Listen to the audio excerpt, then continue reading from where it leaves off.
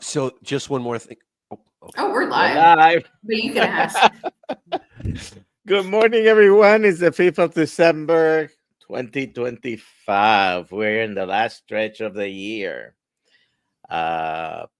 Please let us know where you're watching from. I am in Central Florida. Daniel, where are you? I'm in the paradise city of just it can't get any nicer with the weather in New York. It's 23 degrees. Please send coats and sweaters. But you look so Are you in warm the with your city? t-shirt.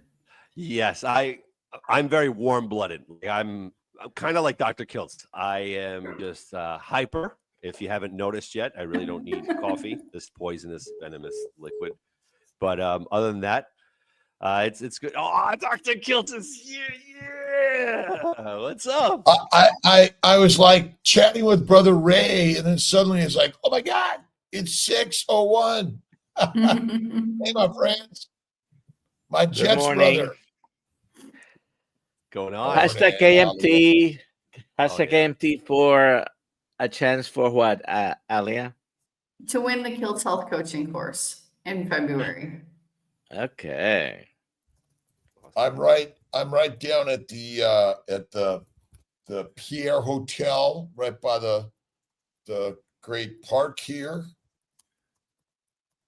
Love it. All is good. What What are city are we you talking in? about, my good friend Dan? What city are you in, Dr. Kiltz? New York City. Whoa. Oh, okay. Where? I know you just said At the Pierre Taj Hotel. Are you Now gonna he's be going to get a here? bunch of people coming over to visit I'm here you. today, tomorrow for a foundation reproductive medicine expo with my good friend Dr. Gleischer and others, and then Sunday night I fly to London for the London Meetup. Mm-hmm. So I'm excited about that. Nice. Are you in Brooklyn? I can't remember, Dan. So I was born in Brooklyn, raised in Queens in Argentina, and now I'm in Long Island. But I work in the city. So if anything, I mean, I got your number. So if anything, we could link Give up. me a text. I'll come if Yeah. you're. Yeah. I'm at the Metropolitan Club, Okay. which is right by the park, by Yeah. the Sherry Netherland Hotel, and it's a great little spot by the Apple store, big one down here. We And go to a steakhouse. My treat, dude. My treat. oh, God bless you. God bless you. God bless you. I'm at a meeting, but come by. Okay. And we'll have some hot water or tea. I'm in. There's coffee. a great Brazilian steakhouse on 49th between 8th and 9th. There you go. Fogo Okay. de Chao, right? That's the one. I don't think it's Pogo, but it's one. It's great. I don't think it's So Pogo. Brooklyn, Long Island, and I see a lot of Jets stuff. How about Yes. baseball? Yankees or Mets? So I'm very impartial, but if I had to choose one, I would go with the Brooklyn Dodgers. No, I would go with the Mets. I'm a Mets fan. Like I love misery. Love the Mets. I love losing. I am a big Mets fan. So I love it. I'll suffer the Jets though, because I'm a Oh. Patriots fan. But Oh yeah, no, I have nothing in common with you. Look, well, I'm a big Mets fan. My oldest son was born in Long Island. I love it. Well, look, the Jets have been rebuilding since we landed on the moon. You guys, the Patriots, have been rebuilding for a year and a half. That's why I continue to be jealous of you guys. I don't know what kind of concrete you guys use to build, but we use sand and glue. I lived in Glen Cove for 3.5 years. I love it. Oh, I used to hang out in Glen Cove. My cousins were there. We went to Glen Cove Yacht Club. My uncle. That's where I did my residency, Dr. Kiltz. Ah, nice. Yeah, I was there back in the 70s. Mm. Only I wasn't born by then, but I know that. Yeah. Anyways, I have a meetup in New York. Yes, we do have to have one down in the greater metropolitan area. I'm in. I'm so in. All right, it's so just New York. Don't want to do that. please put your questions in the chat. And Dan, go ahead and tell us about you, who you are, why are we here listening to you today? Absolutely. And okay. So my name is Dan. I co-host the Jets Afterburners podcast, and I was very sick. Not because I'm a Jet fan, but because health reasons. I was severely overweight, dealt with depression, anxiety, and these issues I had no idea that I even had. That's the wild part. I did a lot of diets back in the day, just always trying to be in shape. The keto diet was big for me. I saw what the ramifications of sugar could do. But I ballooned to 248, almost 250. I couldn't breathe going up and down the stairs. I had just the level of being so lethargic. And what hurt me the most was not being there for my wife, my queen, not being there for my two daughters that look up to their dad as a standard. And I'm showcasing to them that's not how a father's supposed to act. Coming home and they're just plopping on the couch and sleeping. Oh, I'm tired. I'm tired. I'm tired. And you inherit this adage of the older you get, the more tired you are. Things start breaking down, and you start saying to yourself, and you start believing these lies over and over. Anyway, through the grace of God, one of my brothers, he went on something called the carnivore diet, which I think Dr. Kiltz is sort of familiar with. And he talks about it a little bit. And I started talking to him, and it just wasn't jiving. And I'm like, all right, this is like really crazy. But then last year, something happened to me. It was a health scare. Obviously, we have to reach these Rubicons in life, right? So, not to get too graphic or anything, but I was having, blood in my stool. And this is weird. I never had this happen. So I went to the GI doctor and waited there 4 hours. And then I got called in, sat down, and he said to me, all right, we got to do a colonoscopy and an endoscopy. I'm like, all right, hold on, doc, you're not going to check me out. I waited no, there's nothing to check out. We have to just go this route. You have to take these probiotics that you have to buy on Amazon. They're like $180. I ate it up. Right. But I'm thinking in the back of my head, why not check me out? Like maybe there's something topical there, something. Anyway, almost 250. I leave. I have to go get blood drawn in another office. It's raining. It's nasty. And the severity of where I was still didn't sink in, because when I went to the blood drawing center, they were closed. And instead of going into my car and going back home, I went to a pizzeria. I went to a spot, never been, ordered 2 slices of pizza, 1 grape soda, because, we all need fruit in our lives. And I went outside and I started eating, and it's raining, eating right under like a little canopy, and still didn't hit.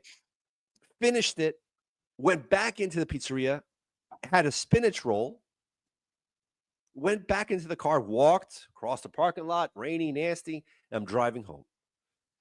And there was an epiphany. When is enough enough? You're addicted. There's something going on here. Why don't you try the carnivore diet? You love meat. Your family, they resided in Argentina with grass grazing cows. Like, why not? So I started. And for the life of me, every night at 3 a.m. since I was 5 years old, I would always wake up. The first night I slept through. My wife is like, wow. 1 week, symptoms started kind of evading away. And then all of a sudden, a month into it, my inflammation started going down. I had left knee surgery early last year, and Then 3 weeks later, I was just like, wow, I have all this abundant energy. The day of the colonoscopy came. And again, this isn't, medical advice or anything like this. Everyone has to choose their own route. This is just me personally. I did the bowel prep, everything. Then the morning of, I looked at my wife and I said, there's no reason for this. There's no more blood. That's it. I'm good. My wife is like, look, there's no more blood. Oh, I hear an echo. I do hear an echo. Is that I think we're good now. okay? Good. So one thing led to another. I said to my wife, hey, look, I don't think I should go ahead with this. My wife said, you know what? If this is what you feel, okay, cool. So I called the hospital and they said, listen, don't worry. This is your discretion. If you don't feel it, no worries. Just call the office. All right, cool. So I called the office. Office was, I'm sorry for my language, pissed. They said, what? You know that we have people depending on you right now? I said, whoa, what? So right there, these are the little nuances that fasting does for a human person. They give you that sixth sense of thinking and seeing life clearly, make decision making a little bit better.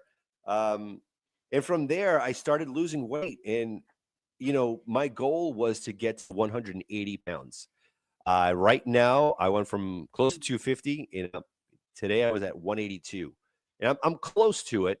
But I've noticed that it's not just about the weight. It's a nice barometer to have. It's nice, but it's not about that. It's about the internal healing that will take so much time.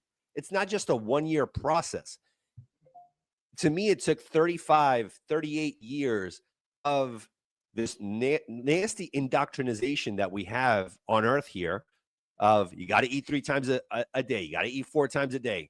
You're not giving your gut enough time to cleanse itself. And then there's a lot of inflammation going on. There's a lot of damage. Now I need time to rectify all of that, all of those issues. I completed 1 full year in October. And this is going to Disney World. This is going to Dominican Republic. This is going on road trips. I'm just like Dante Ferrigno does. I'm bringing my air fryer with me. Crazy. It's like my little R2D2, like wherever I go, like fantastic. But I'm so focused. Thank God. Like I give all glory to God, right? I'm so focused. But with that being said, there's still fear. And I think it's a disciplined fear and it's a good fear. I always fear not veering off because I know that mine is an addiction. And I commend individuals like Dr. Kiltz where he can veer off a little bit. He might have like a little salad or like keto ice cream, whatever the case is. I can't do that. I can't. Because just like a drug addict or a recovering alcoholic, I know when I put that into my system is like, we're back.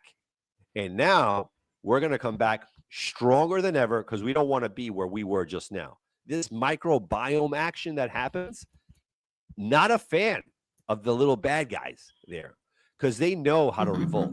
So I don't want to get to that point. And I think it's a healthy fear that I look at certain foods, and Dr. Kiltz is going to love this. I look at vegetables now, straight up poison. Fruits, straight up poison. Nuts, poison.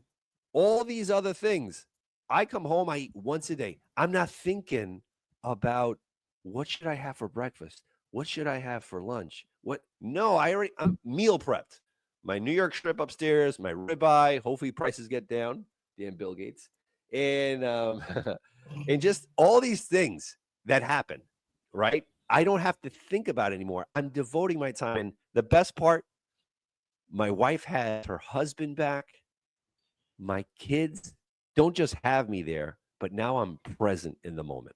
So that's my little story. I'm sticking with it. Discernment. Yes. So true. Discernment. I was talking to my brother Ray. We talk a lot about discernment and the power of the mindset. And ultimately, this is why, but as we give thought to a thing, we create the thing. Right.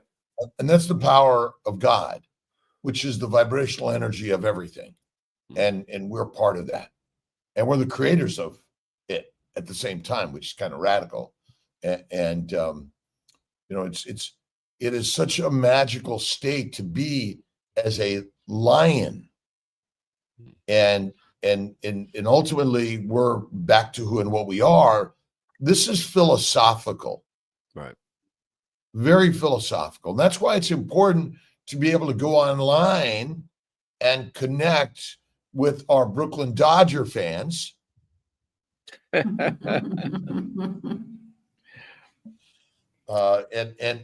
because we're community. This is like getting up and going to the cathedral, where we want to hang out with our brothers and sisters to learn more about what's the good news of life. Please put questions in the chat with a QQQ for Dan. Well, Dan, what is your favorite steak? You mentioned New York strip. Is that your favorite cut? So this is wild, right? Like the New York strip is my go-to. Ribeyes, I always waffle between both of them, back and forth. But again, like I said before, ribeye prices right now are just ridiculous. But whenever there's a sale on, I buy in bulk. I don't go one by one. I go to the butchers. There's a place called Stu Leonard's here. It's cheaper by bulk. So I go with New York strips. I also go with the short ribs, the whole thing. So I'll make it as an asado outside, even if it's cold. It'll take me like 3-4 hours. Nice slow cook, and I'll munch on that. Like pork, though, that I don't know. There's something like when I eat it, like bacon, eggs, and I know Carrie is big on that in the Power Bowl, and I love it. But I feel a little drained, though. I don't know if it's my body going against the swine, but it's something where I don't know. I don't eat it all the time, just once in a while, just to get like a different taste in there.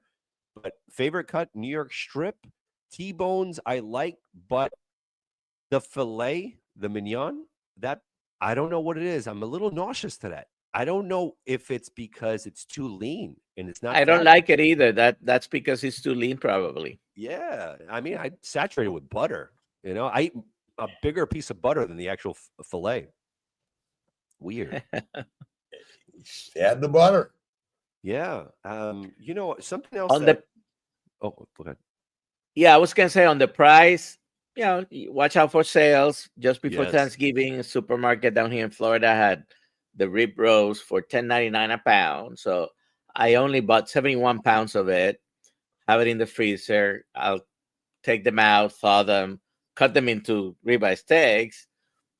And right now for $10.99 a pound, not a bad price, because otherwise you have to pay up to close to $20. It is. But hamburger is really good. Yes.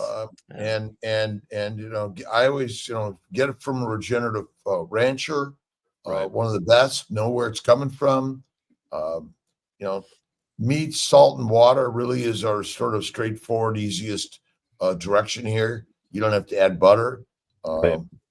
Not required, but I think certainly it adds some depth and variety and spice to life.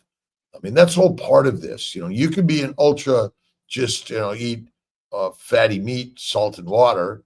It's Right. your call. If you want to venture out to some other areas, that's your call. Some people can tolerate some plants, in my opinion, in small amounts better than others. It's true. But anyone, Dr. Nelson, that's had an anaphylactic reaction to personally you treated them as a doctor to ribeye steak? Treated them? No. Fortunately, someone we met in Hack Your Health, she developed alpha gal, so anyways, but it's very rare. Mm. I mean, It's- definitely, I always it's go to- definitely more common to have peanut allergies, egg allergies, and things like that. When was the last time you saw meat in the toilet, Dan? Well, that was before. Never. Never. Yeah, before Never. I went on the carnivore diet when I had the health scare. Plants. That's the last time. Plants, never meat. No, definitely Never not. meat. Definitely not. Definitely not. You know, that's- I gotta be honest. Like you kind of alluded to it a little earlier. The mental clarity, that mindset. I was never a big reader ever. I hated reading. I hated it. But the amount of books that I have been ripping through. Number one, my favorite above all is the Bible. That's number one. I love reading that in the morning. And I mean, I've been reading. I'm up to my 8th book. Hey, what is that? What book Well, is this that? is the list of books in the back of our Kiltz's Keto Carnivore. Oh, So I always put a list of books that you do. Love to share them with you. yes, because you're right. absolutely. Absolutely. Reading, the voracious reading. And again, whether you're holding in your hand or you're listening to a book, but certainly the Bible is the human's best, most prolific, mythologic, masterful story. Oh, I mean, I believe every word that the word has. You know, I look at it, it's very factual and very life guiding. And that kind of propelled me to reading so many other books of the mind. And like, just to say a couple, Life is 10% what happens to you and 90% how you react. Great book. This one really helped me out. And it really helps out when you're really not in charge. People can't drive you crazy if you don't give them the keys.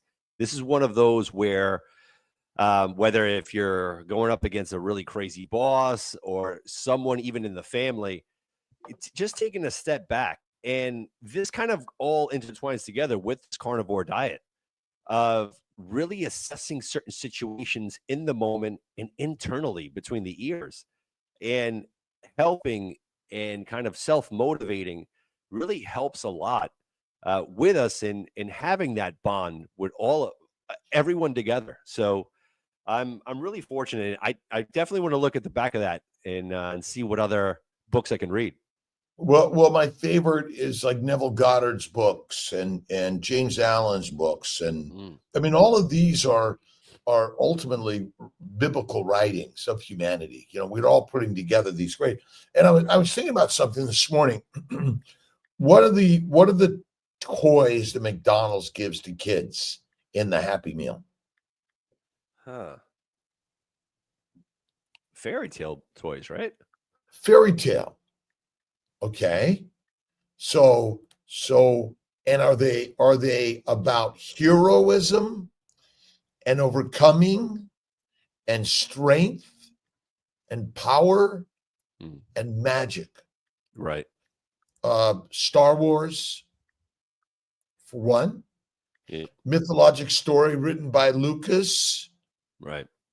Taken out of Joseph Campbell's work on the mythologic stories that we all create.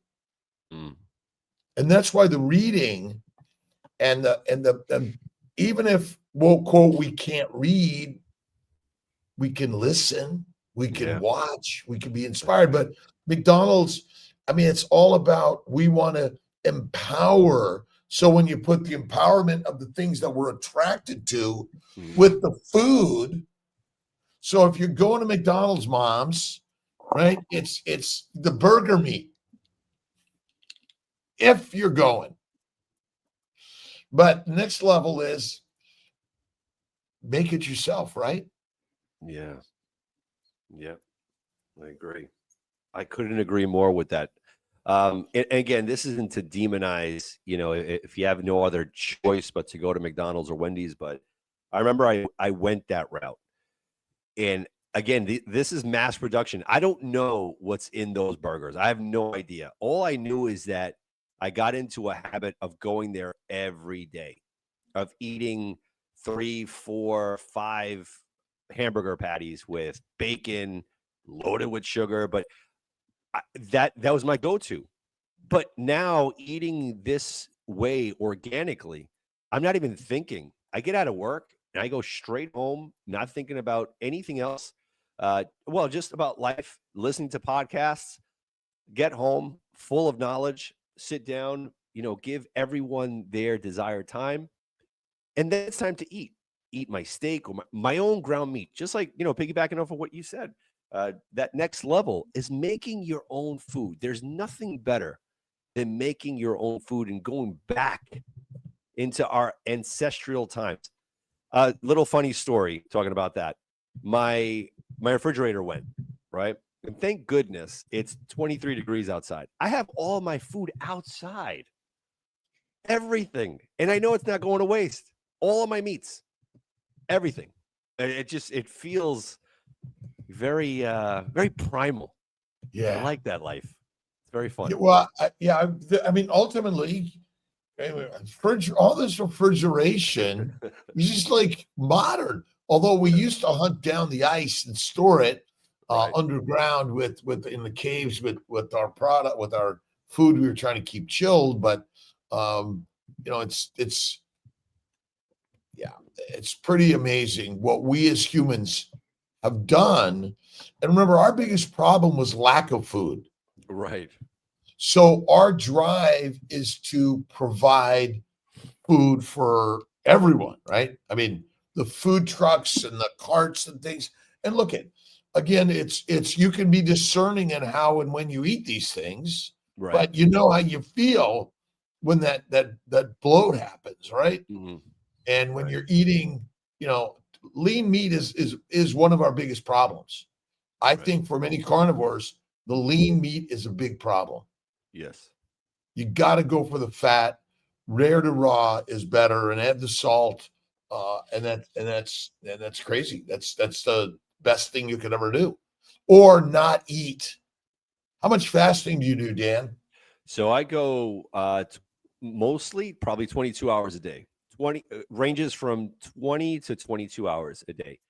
And I love it. But my next challenge is what you did, that 15-day. I think that's what we all need. We all need that kind of purification. And I think a lot of pharmaceutical companies, just medicinal, they know that that's part of the healing process. Fasting, your body, your gut, your soul, all of that. It needs time to cleanse itself. But again, we've adopted this as soon as you wake up, bacon, egg, and cheese, coffee, a bagel. So now your body right now is now digesting all this stuff. Now it's 10 o'clock. I got to go eat like a midday snack. Your body's like, whoa, hold on. I'm still working here. Then now 1 o'clock comes. It's lunchtime. Your stomach is like, whoa, give me a little bit. I'm still working on this bacon, egg, and cheese. You scarf down that. Now you're walking, whatnot. You pull a hamstring, whatever the case is. And your body's like, all right, I got to go fix this thing, but I'm still working on breakfast. Dinner time comes. Let's add, I don't know, a turkey dinner because we all need that. And now all of a sudden you go to bed and your body is beyond exhausted. And then people think, man, why am I so tired? There's no time to process because now it's 5 o'clock in the afternoon and your body just stopped digesting what you've been giving it all day. But again, we've been fed this lie of if you eat 6 little meals a day, you speed up your metabolism. And people are like, all right, you know what? Let's do it. I don't want this food going to waste. It's this constant lie. And the fasting, if we all kind of garner together and say, let's do at least 16 hours, 18 hours a day of fasting, people will start feeling better. Like that's why, and this is just me, and I think we're in agreement, Dr. Kiltz, about, and everyone here on the panel, that vegetables there's something up with that, especially with the carbs. It spikes up your sugar levels at a certain point, especially for me. But if we can get away from all that and have a seasonal approach to it, like our ancestors did, I think they had it right. They had it right in the winter times. You can't grow strawberries in the wintertime. You can't. That was the moment of 3 to 4 months where you would fast a lot and you would cleanse yourself from all the fruits, the vegetables that you would harvest and you would eat through your springtime and your summer. That's why, like, if people are vegans or vegetarians, this and that, it helps them with the fasting process. Yes, I don't agree with certain things, but I think the common denominator is the fasting. The fasting is where we all need to get back to. And I get What's it. the longest you have fasted? 72 hours, and that was years ago. That's what's mind-boggling to me. That was years ago, and I still am struggling with that. I want to go beyond it, and it's so mental. So Struggles are strengthening. You're right. So the best thing that I do is I'm excited about my next meal on Friday night. This happens on Monday morning. I visualize my beautiful meal on Friday night. And ultimately it's a mind game. Everything's really mental. It's like I love fasting. I typically do my one meal at night. I think that meal later is the best, but we're in a world of not normal. This is not our evolutionary lifestyle anyway. But imagine most of our day was on finding food. Right. We were hunter gatherers. That was like prima facie, most important part, right? Absolutely, without a doubt. And it's funny you say that because there was like a raccoon or something back here, and back in the day, I know I shouldn't even say this, but I was scared. Like, oh my God, there's a raccoon. I got to call animal control. But in the middle of this whole carnivore quest, it became primal. I bought a spear. I have a spear. I've never in my life ever thought that I would own a weapon. I have a freaking spear. And I'm like, if anything like that gets close to my kids, I'm there to protect. It's that protection that I'm kind of defining here. And where, God forbid, if my family's in danger, I'm there. I'm ready. I'm ready for the moment, as opposed to how I was before. Oh my goodness, I'm very apprehensive. I hope if I go to this park and this happens, I hope, I don't have to be called upon. And I'm so at a ready stage right now, God forbid something happens, to protect. And I think that goes across the board. And I attribute it to this way of living, this lion diet. I mean, all these influencers are amazing. And that's one thing I wanted to say. I think it's important to inundate ourselves that want a better lifestyle of the lion diet to continuously listen to all these amazing podcasts. Dr. Nelson, Dr. Kiltz, Dante Ferrigno, Carrie from Homestead How, Dr. Berry, just on and on, listening always, because even though for me it may feel that I'm out of the woods, I'm nowhere close to out of the woods, because I could easily be pulled back by a wolf, like right away, if I let my guard down. But it's constantly reinforcing this protection, this mindset of saying, all right, I'm not going back. I'm going forward. I'm continuing to learn. I like how this is going, but I know I could easily fall back, but I can't allow myself to do that. And that's why I listen to you guys every morning while I'm working out here. Yeah, the mind. And that's why I think the conversations are important. And I am healthy. I am well. I am a lion. I am living that lion's lifestyle. And the carnivore lifestyle really is the regal symbol. Lions are a symbol of family and of strength and power. And that's what we're looking for that. And that's what all the stories, that's why the Bible exists. It's an inspirational story for our children's children. These are our ancient stories that first were purely oracle, and then eventually were symbolic, and then in paintings and hieroglyphics and things, and then became the written symbols. Which are pretty bad. I have a question. And this is for the panel and for the chat. When you went onto this carnivore lifestyle, lion diet, did you start questioning everything else? Because for me, I started questioning everything what we have been taught. And I don't want to be like a conspiracy theorist or whatnot, but I really started questioning so much, everything, our history, our atmosphere, our galaxies, everything. I mean, these are the same entities that continue to tell us that fat is bad, lean meats are good, vegetables are great. These little power bars are the way to go to throw it back into your backpack. So when you go hiking and you're hungry, you eat some of that poison with raisins and chocolate chips. Did it spark an interest outside of the box to really start saying, what about this other stuff of what we makes you think? Yes, it definitely does.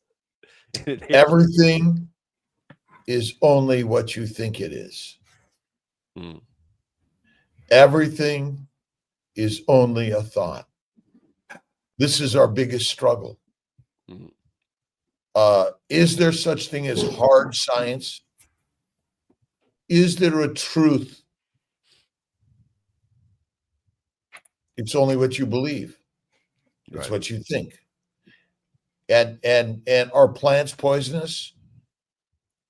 I mean, that, you know, a lot of people live a long time eating plants, don't they? Right. But it's kind of like smoking. Yes. Is smoking cigarettes good for us? It's not. How many people get lung cancer? About 10% of smokers get lung cancer. Now you get other things.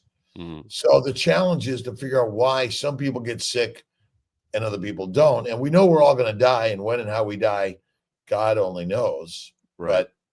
But I mean, for me, the mindset and also question everything. Question everything. That to me is the most important thing. And there is no such thing as hard science. Right. Mythologic.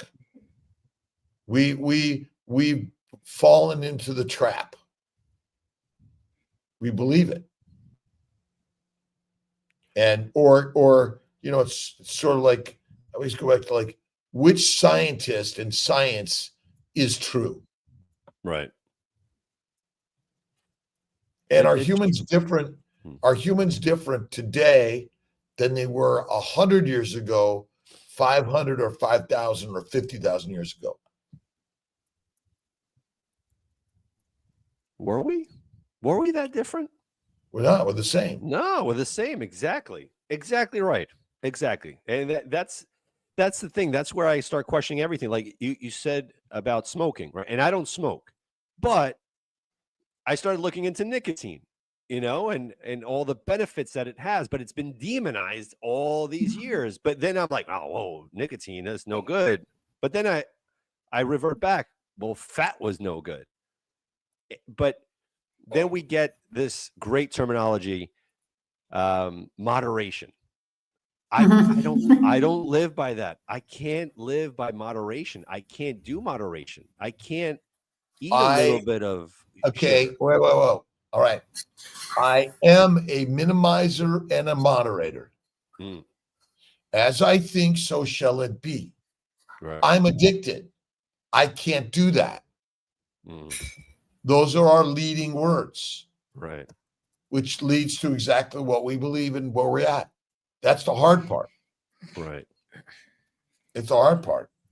And you know, and I think it's important because we're basically living in an amusement park.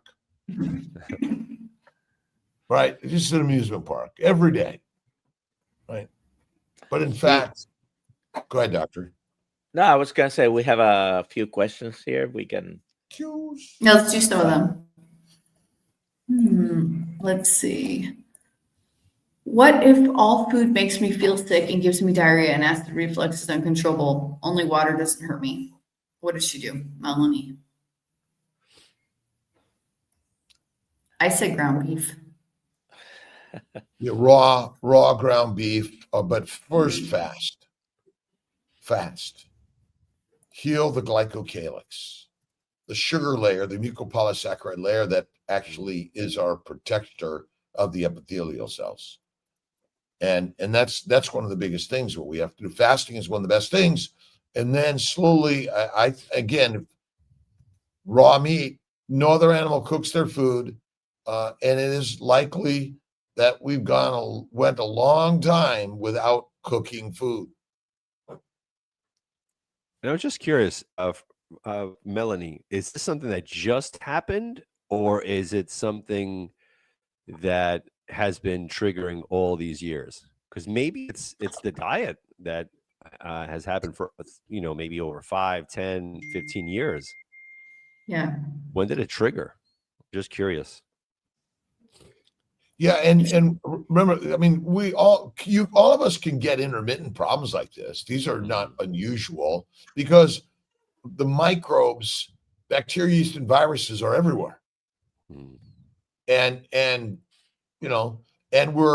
we're in a very crowded environment, not natural and normal to human evolution.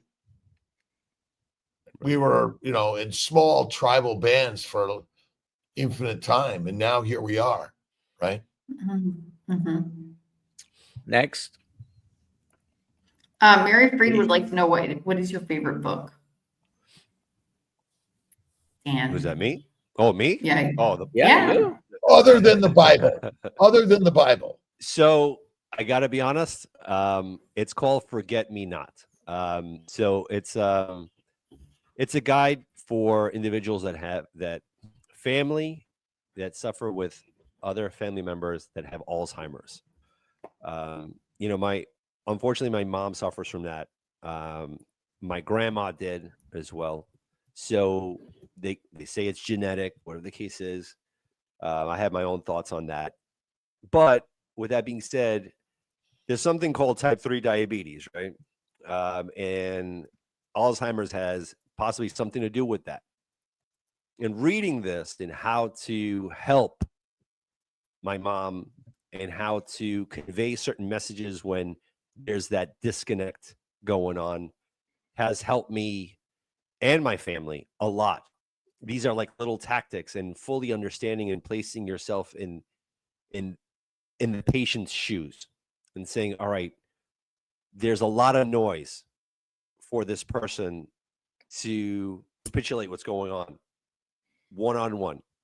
Try to recreate great moments in the past in the present, so you could kind of have her engaging with you so she understands, all right, now we're going to go for a walk, now we're going to go into the bathroom, now we're going to go into the kitchen, and have their minds stimulated and never looking at them as a lost cause. They have Alzheimer's, that's it, it's a rep. No, it's a learning experience for the family as well. How do we staff off this? Like, I don't want my family going through this with me. So I'm going to go this carnivore route and stay away from this type 3 diabetes. Try to. Maybe that's it. That's the link there. Because I'm just curious. This is a question for the physicians as well. Has there always been this high incidence rate of Alzheimer's, of diabetes? What about 100 years ago? 200? Was Alzheimer's a thing? Was diabetes a thing? Was cancer a thing at this rate? Or is it the food that we're ingesting slowly? Not because it doesn't happen overnight. Little by little, is it influencing our health and into these detrimental diseases? Just curious. Certainly the rates of all those things that you mentioned are just going up exponentially. Yeah. There's got to be a correlation. Of course. Yeah. Well, absolutely. Genetically, we're all predisposed to these certain diseases. So we would say that Alzheimer's is pretty common, right? But the environment is changing, right? We live in boxes, we eat out of boxes, and then they bury us in a box. None of those are normal, right? But Alzheimer's is just another plant protein, low-fat diet disease. And thinking alcohol is good for us. And we as doctors have been taught that a plant-based low animal fat diet is the best thing for humans, and 3 to 6 meals a day, which is all basically the cause. Is your mother on carnivore? So yes, so we put her on carnivore, keto, a lot of things. What helped her a lot was, she was at a rehab because she broke her ankle and whatnot, and it was like a whole process. And then all of a sudden she stopped eating. They gave her a feeding tube, and they were, just pumping her with all this sugar bolus and all that. And the doctor's like, she doesn't have much left because this is the final stage here. And my brothers and I, we, obviously we put it in prayer, and we're like, you know what, let's take her home.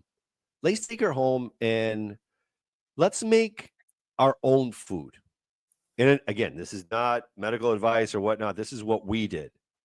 So we brought her home, and we bought like, I forgot, like a KitchenAid, like high volume blender. And we cooked liver, steak, all this stuff. And we would put it in the blender. We would fine it. And we started making the bolus. We started pushing like this. 3 weeks, she started eating again. 5th week, out. The bag, out. Done. It healed up in less than 3 days. She's been with us since then, already 2 years. The doctor said, Wow. 2 years. Again, this is not like an indictment against doctors. Look, I respect what you guys do. I respect you guys more because you guys are out of the box and start questioning that. That's what I respect the most. And when doctors say, hey, look, why don't you just take her home and try something else, maybe this, but I get in today's day and age, there's certain professions they can't say that, but we did it and it worked. We did our own thing, and that was the keto, that was the carnivore, and she's been on this. And instead of taking Mementine and all that, this has slowed down the progress a little bit.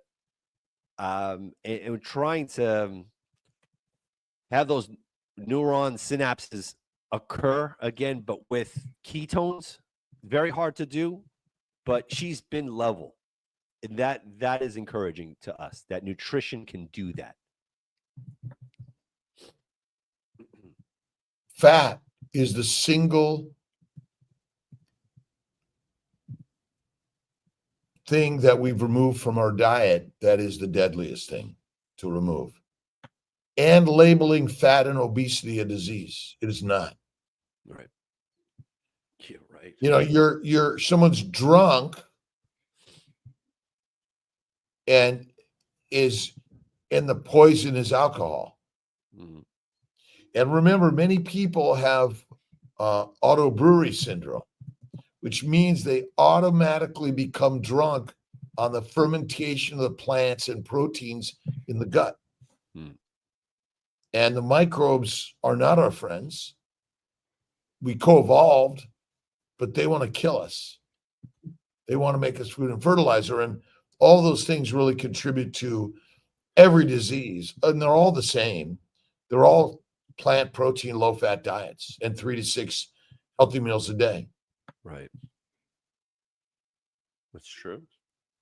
Question true. everything. Question Kiltz. Question everything. Doc's FET tube. Can you eat Doc eggs safe on the tube. carb? What is it? Doc safe tube. Oh, okay, got it. There Doc. you go. Doc. Who can you eat eggs on a carnivore diet? I eat it. I eat eggs. I haven't seen lions eating them, but I know polar bears do. Right. Polar bears are carnivores. They're not omnivores. They can. It's like we can. Doesn't mean it's good for us.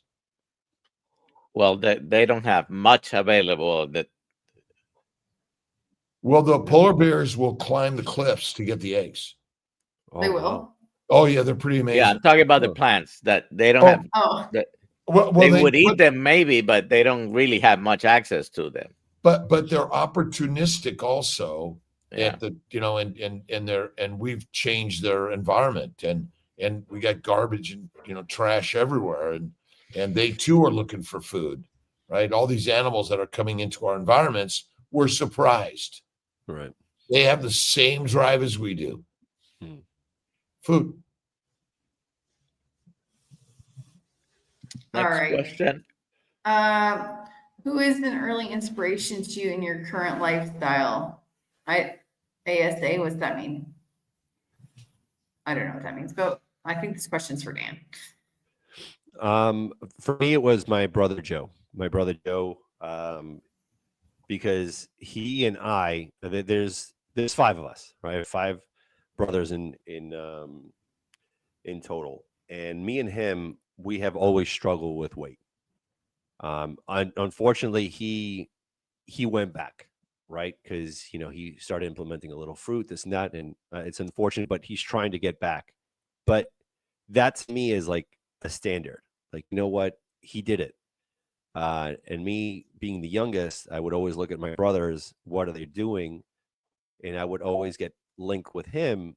And when I saw him lose all this weight, and he was so focused, so into it, and he would say, "You have to find your why. You have to find your purpose of why you're doing this. Don't do it to make others happy. Do it for you." And once I figured that out, I said, all right, you know what?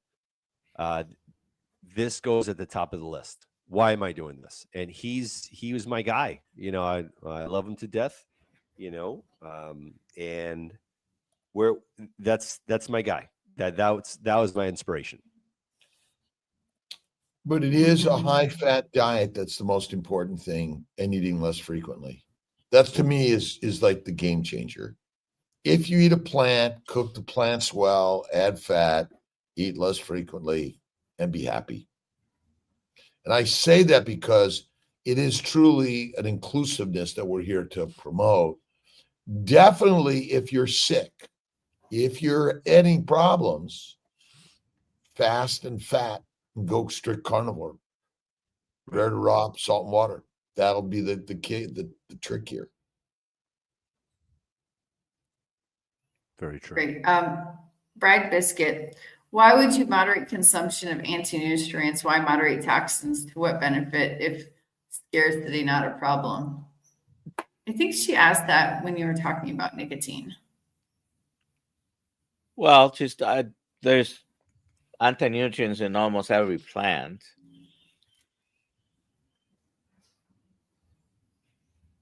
I guess there you go. The There's no cow's not answer to gonna- that. The cow's not going to let you kill them easily, right? But nicotine is another pharmaceutical agent, industrial product that we're all looking for something to keep us energized and keep us going in the 9 to 5 box. And caffeine, coffee, tea, energy drinks. A lot of people drink those things. Sorry. I do some coffee. I was off it for 2.5 years. I do it some days. I don't do it every day. I don't line up for it. I got to have it. It's cultural. We have a social cultural drive in all of this, right? And so maybe that's part of the nature we can minimize or moderate as we choose we can. That's true. And I just want to read this, Dan. I totally agree. My mom has advanced Alzheimer's, and my communication with her is so different than my sister's. I get better response from her, and she is even happier. So yeah, Terry, you're on point. Eye contact facial expressions, that's that communication. That's the key. If someone's saying, hey, mom, you got to eat this. No, I don't want it. No, you got to eat it. It's good for you. All they're hearing is yelling in noise. But if that's that facial feature, like I look at my mom, I'm like, hey, mom, we're going to go to a party. We're going to do this. We're going to have a blast. The only thing is we got to eat this little bit of steak or whatever. Okay, we're good. And there's that connection. I think that is the portal. That's it. That portal second that you got your mom back. That little second is like, I got you. Bam. She ate it. She understood me. And then obviously Alzheimer's comes back, but that happiness, they respond better with that human affection of joy. And they see your facial expressions as opposed to, oh man, there's a lot of people talking at the same time. And yeah, you're right. You nailed it. That's very true. All right, we're gonna do. Yep. I'm clicking the button. Listen and love. That's one of the most important parts, and touch and eye contact and caring. I mean, our parents raised us. They took care of us. They didn't shove us in a memory care home, right? Although school might be considered, the brainwashing the way it is. In essence, maybe we could blame them for our tragedies lives.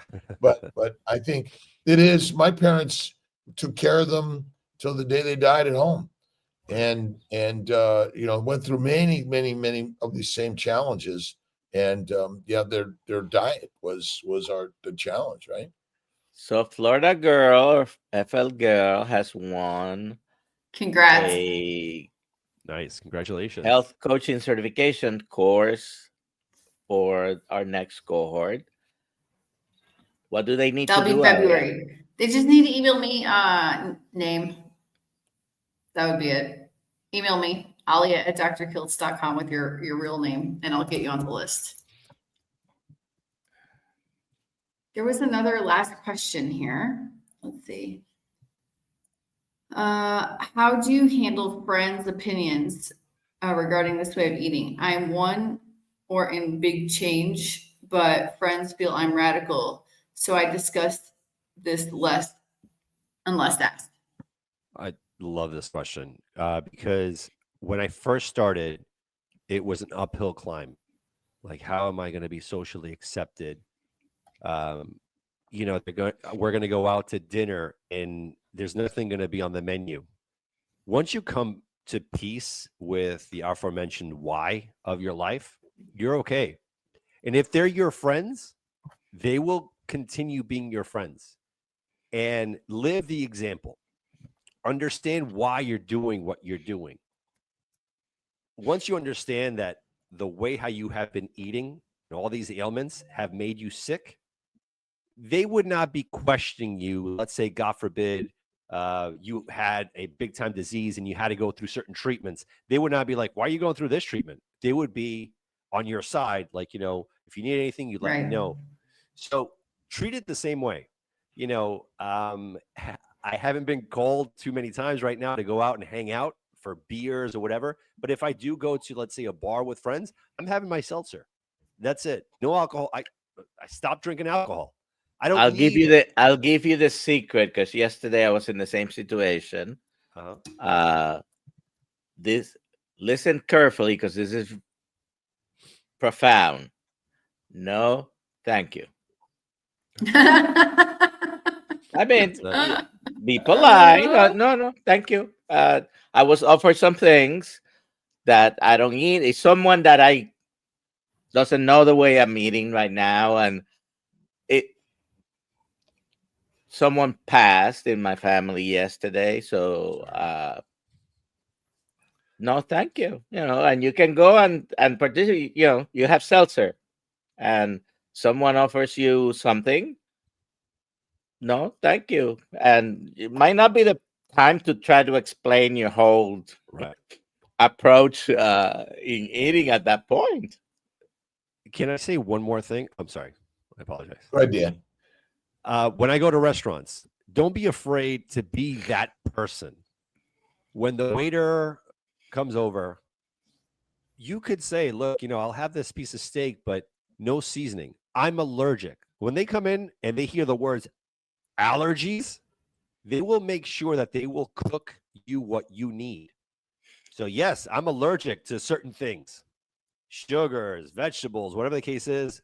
Yeah, and it's true because that made me the way how I was. Once you let them know that you're allergic to certain things, you're going to get your steak with salt or bring your own salt. Like I always put salt in my pocket, and it's the weirdest thing like Salt Bae does, but I do it because I don't trust their salt. So it's okay to do certain things, even if it's very abstract. I love to say, you're right. This is crazy. I love that. This is so radical. I was at a luncheon the other day, and the plate had some potatoes, some green beans, and some salmon. Added butter, ate the salmon, was happy. Yep. And again, we don't have to make a to-do about any of it, but I think when I always say, you're right, this is crazy, I don't know what I'm doing. And as you people, they're all your friends. I mean, I have friends that yell at me and hate me some days and don't. This is life, right? This is just part of the journey. And what we're doing here is being out there, even though it doesn't fit in with what we've been taught. Very true. Salt is the only spice I use, and butter is the only sauce. Oh, ain't nothing better. Yeah, enjoy every day. Enjoy every day. I'll be in London at the London Meetup on Monday. What's that about, Alia? Do we have a time? You're getting picked up at the airport, and then you're gonna go straight to For those listening from London and England who don't know about it already, the London Meetup. I think George needs to I get don't more think data. it's not open really to the public, though. Oh, It's not. all right. It's not. Well, I'll be traveling. You see Kiltz. Yeah, apparently you're going to be on the live stream Monday morning. Someone's picking you up, and our guests, you're going to do it with them, I think. Oh, like cool. At their house, Yeah. something like Yeah. that. Oh, it's gonna be good. Yeah, I could be wrong, land but it'll at be 8 fun. o'clock in London, and I leave at 8 o'clock from London. 12-hour stint. Yeah. By the way, we're over an hour. Nice. And we're all on the journey of fertilizer and food for other organisms. Yep. Yeah, it's a celebration. It's a life celebration. It's what we're here to do and make the very best out of our lives. For sure. So Nice. thank you, Dr. Nelson, Alia. Yeah. Dan, you're the best. Dan. Text me, Dan. I will. I appreciate all of you for having me on. So thank God you bless so you much. guys. Thank All you right. for being with You're us welcome. this morning. Thank you. And have a great day today. Eat meat. Eat meat. Be the master. Eat meat. And chicken's okay. Bye, everybody.